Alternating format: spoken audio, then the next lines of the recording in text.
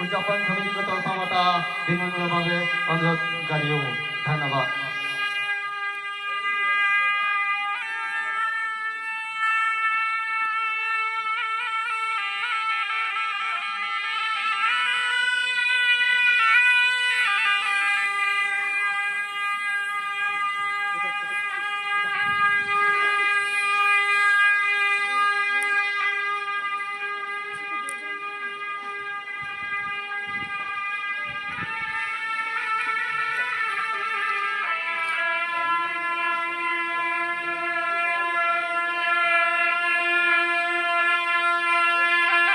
हाम्रो मानिपा सङ्घको सदस्यगणले को मनाउने यो गन्तव्यतिर यो मार्गतिर हामी छौँ।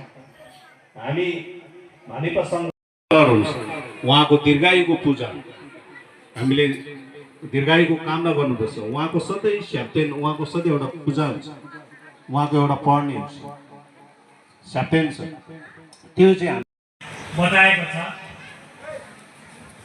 एउटा शास्त्रमा बताएको छ कि यथा मेघ घनान्धकारे विद्युत्क्षणं दर्शयति प्रकाशं बुद्धनुभावेन तथा कदाचित लोकस्य पुण्यस्य मति क्षणं स्यात् भनेर बताएको। के भनेको रहेछ भन्दाखेरि आकाशमा घना अन्धकार आकाशमा क्षणभरको लागि बिजुली चम्किन्छ। घना अन्धकार आकाशमा क्षणभरको लागि बिजुली चम्किँदाखेरि त्यो बिजुलीले क्षणभरको लागि मात्रै उज्यालो दिन्छ, धेरै भरको लागि चाहिँ फेरि अन्धकारमै विलिन भएर जान्छ। हो त्यस्तै प्रकारले जसरी अटब्य अन्धकार आकाशमा क्षणभरको लागि बिजुली चम्केर उज्यालो दिएर फेरि अन्धकारमा नै विलिन हुन्छ, हो त्यस्तै प्रकारले हाम्रो हृदयमा पनि हामी प्रत्येक मानव जातिको हृदयको आकाशमा पनि धर्मप्रतिको धारणा, धर्मप्रतिको लगाव चाहिँ एक क्षण मात्रै झलक्क भएर अनि फेरि अन्धकारमै त्यो डुबेर जान्छ। अब धेरै त आउँदैन हाम्रो। अब आज पेमा होस्टेलिङ गुम्बामा यसो अनुष्ठान हुँदैछ अरे भन्दाखेरि तपाईँहरू न करले हो न डरले हो न निमन्त्रण गरेको जानैपर्छ भनेर हो एकत्रित हुनुभएको छ है एकत्रित हुनुभएको। तर एकछिन त आयो नि कमसेकम তেওঁলোকৰ ৰূপালী জয়ন্তী বৰ্ষ উদযাপন কৰাৰ লগতে যি তেওঁলোকৰ নিগমা অনুষ্ঠানটো আয়োজন কৰিছে, এই অনুষ্ঠানত আপুনি গোৰ্খা সন্মিলনৰ এগৰাকী বিষয়া হিচাপে উপস্থিত আছে। প্ৰথমে আপোনাৰ মনৰ বতৰা কেনেকৈ ব্যক্ত কৰিব? নাই, প্ৰথমেতো আপোনালোকক আমি ধন্যবাদ জ্ঞাপন কৰিছোঁ। কথা হ'ল আমাৰ এই অসম মুলুকত বসবাস কৰা আমাৰ গোৰ্খা সমাজৰ এটা অংগ, আমাৰ তামাং লোকসকলৰ এটা ধৰ্মীয় পৰম্পৰাগতভাৱে আমি বৌদ্ধ ধৰ্মাৱলম্বী। গতিকে বৌদ্ধ ধৰ্মাৱলম্বী হোৱাৰ লগে লগে আমাৰ বৌদ্ধ ধৰ্মাৱলম্বীৰ নীতি নিয়ম অনুসৰি আজি আমাৰ এই বুদ্ধ বিহাৰ প্ৰাংগণৰ ৰূপালী জয়ন্তী বৰ্ষৰ লগত সংগতি ৰাখি আমাৰ তামাং জাতিৰ বিশেষকৈ বুদ্ধ ধৰ্মাৱলম্বীৰ পৰম্পৰাগতভাৱে এটা ব্ৰত পালন কৰা হয়। আৰু সেই ব্ৰত আজি 4 দিনীয়া কাৰ্যসূচীৰে আজি ইয়াত ব্ৰত পালন কৰা হৈছিল।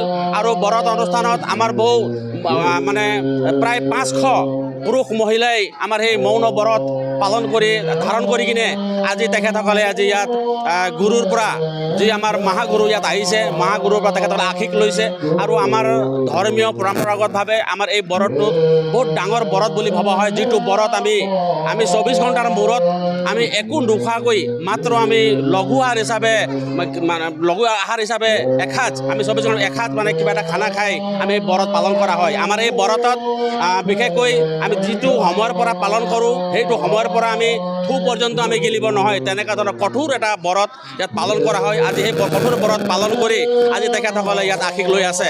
আৰু বিশেষকৈ আপোনালোকে সকলোৱে জানে আজি বিশ্বতেই আমাৰ যি বুদ্ধ ধৰ্মাৱলম্বী লোকসকলে সদায় শান্তি প্ৰতিষ্ঠাৰ কাৰণে কাম কৰে, চিন্তা কৰে, প্ৰাৰ্থনা কৰে আৰু আমি জানো যে আজি সমগ্ৰ পৃথিৱীত আজি বুদ্ধ ধৰ্ম সকলোৱে চিনি পায়। বুদ্ধ ধৰ্মই এটা ধৰ্ম যিটো ধৰ্মৰ দ্বাৰা যাতে শান্তি প্ৰতিষ্ঠা কৰিব পৰা যায়।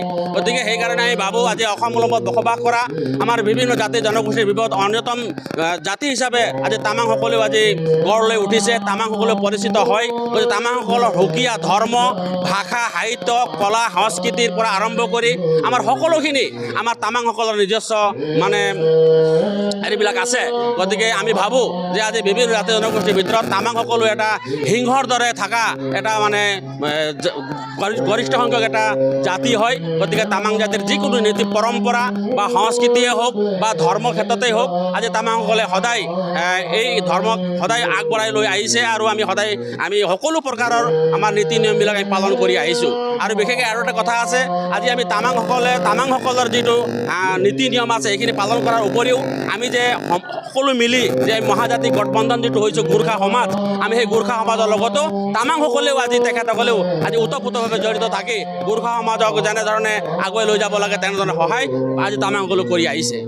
দেখিবলৈ পোৱা গৈছে যে এতিয়া হাং প্ৰদান কৰি থকা হৈছে, ৱাং প্ৰদান কৰি থকা হৈছে আৰু লোকবিশ্বাস যে ৱাংখিনি গ্ৰহণ কৰাৰ পিছত শান্তিপ্ৰাপ্ত হয়। এই সন্দৰ্ভত আপোনাৰ চব এটা কথা, বৰ্তমান আমাৰ এই অনুষ্ঠানত যিগৰাকী ধৰ্মীয় গুৰু অনা হৈছে এইজন ধৰ্মীয় গুৰুক আমি পাবলৈ বা সঘনাই পাবলৈ বহুত মুস্কিল হৈ যায়। কাৰণ আজি বছৰ জুৰি তেখেতৰ লগত যোগাযোগ কৰাৰ পাছত আজি ইয়াত আনিবলৈ সক্ষম হৈছে। আৰু এইজন এনেকৈ এজন গুৰু আমাৰ ধৰ্মীয় গুৰু হয়, যি ধৰ্মীয় গুৰু আজি পৃথিৱীত তেখেতক চিনি পায়। আজি পৃথিৱী বিখ্যাত অন্যতম এগৰাকী তেখেত ধৰ্মগুৰু। আৰু এই ধৰ্মগুৰুৱে যিটো ৱাং, তামাং ভাষাত যিটো ৱাং বুলি কোৱা হৈছে, এই ৱাং শব্দটোৰ অৰ্থ হ'ল যে আমি আশীষ, তেখেতৰ পৰা আমি আশীষ বিচাৰিম আৰু তেখেত যিটো আশীষ দিয়ে আৰু সেই আশীষটো লাগে আৰু আশীষটো সম্পূৰ্ণভাৱে হেৰি হয় বুলি কিনে আজি আমি বিশ্বাস কৰোঁ। ধন্যবাদ।